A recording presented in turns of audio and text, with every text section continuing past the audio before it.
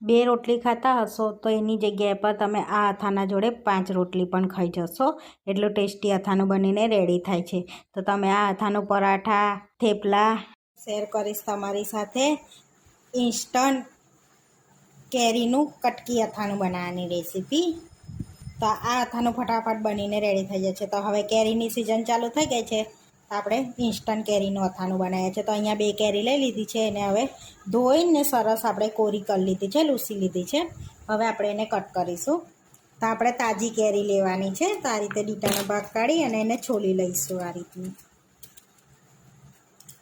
આ રીતે છોલી લેવાની છે. સરસ એવી છોલી લીધી છે. હવે વચ્ચે આ રીતે કટ કરીશું અને ગોટલીનો ભાગ કાઢી લઈશું. હવે એને આપણે કટ કરવાની છે. તો કટકા કરવાના છે કેરીના આ રીતના.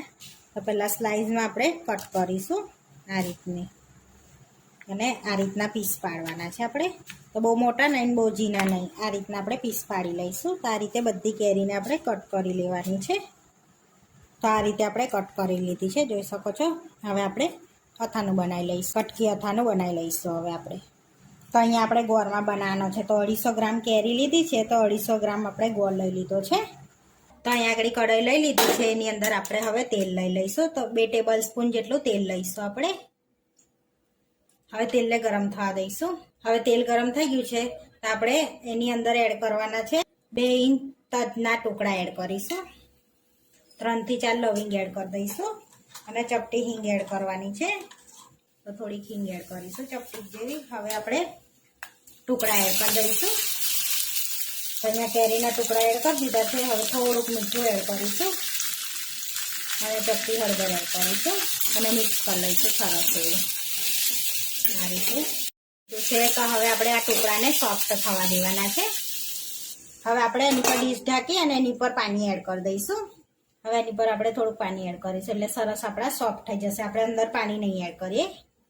હવે આ સમયે આપણે ગેસને એકદમ ધીરો રાખવાનો છે, જેથી આપણા ટુકડા સરસ ચડી જાય, કટકા સરસ ચડી જાય.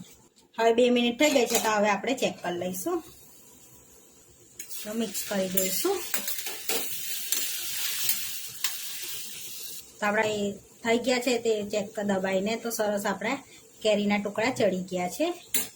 હવે કેરીના ટુકડા ચડ્યા પછી જ આપણે ગોળ એડ કરવાનો છે અંદર, અને મિક્સ કરી લઈશું. તો અહીંયા ગોળને મેં સમારીને એડ કર્યો છે. તો તમે ગોળની જગ્યા પર ખાંડ પણ લઈ શકો છો. હવે મિક્સ કરી દઈશું સરસ એવું બધું આપણે. પછી આપણે એને સમારીને એટલે લેવાનો કે ફટાફટ એ ઓગળી જાય આપણે ગોળ. તો આપણે ગોળમાં ચાસણી તો કરવાની, પણ બહુ ચાસણી નથી કરવાની. જેમ કે આપણે પછી એ ઠંડુ પડ્યા પછી એ થઈ જાય, એકદમ કડક થઈ જાય, એ રીતની આપણે ચાસણી નથી કરવાની.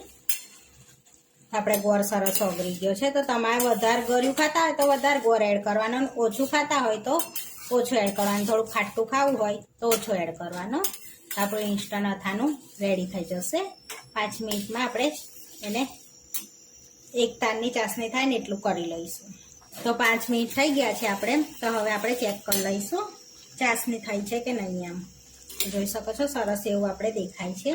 આ રીતે આપણે ચેક કરી લેવાનું છે. પછી આ રીતની જો એક તારની ચાસણી જેવું થાય છે ને, એટલે આપણે ગેસને બંધ કરી દેવાનો.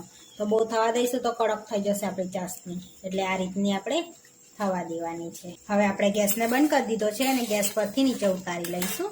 તો આપણે ગેસ પરથી નીચે ઉતારી લીધું છે. તો હવે આપણે એને ઠંડુ થવા દઈશું. પછી આપણે કટકી અથાનું સરસ ઠંડુ થઈ ગયું છે. હવે એની અંદર આપણે મરચું એડ કરવાનું છે. તો કલર માટે આપણે કાશ્મીરી મરચું લઈશું. તો 2 ચમચી જેવું કાશ્મીરી મરચું એડ કરીશું, અને મિક્સ કરીશું. તો ઠંડુ કર્યા પછી જ આપણે મરચું એડ કરવાનું છે. તો સરસ કલર દેખાય અંદર, તો કાળો ના પડે આપણે કલર. ઠંડુ પડ્યા પછી એડ કરીએ ને તો મિક્સ કરી લઈશું. હવે તો સરસ મિક્સ કરી લીધું છે. તો હવે આપણે સર્વ કરી લઈશું. તો હવે બાઉલમાં આપણે સર્વ કરી લેવાનું છે અથાનાને. એ આપણે બાઉલમાં લઈ લઈશું અથાનો. તો આ તો 2 રોટલી વધારે ખવાશે અથાના જોડે. 1 રોટલી ખાતા હશે 2 રોટલી ખવાશે. તો અહીંયા આપણે કટકી અથાનું રેડી થઈ ગયું છે. તો તમે આ અથાનાને સ્ટોર પણ કરી શકાય છે, આખા વરસ માટે પણ ફ્રીજમાં રાખવાનું. આપણું કટકી અથાનું બનીને રેડી થઈ ગયું છે. આવા વિડીયો જોવા માટે મારી ચેનલને સબસ્ક્રાઈબ કરો, લાઇક કરો અને શેર કરો, અને તમે જરૂરથી ટ્રાય કરો. ફરી મળીશું આ વિડીયોમાં. કોમેન્ટ કરીને જરૂરથી જણાવજો કે તમને આ મારી રેસીપી કેવી લાગી.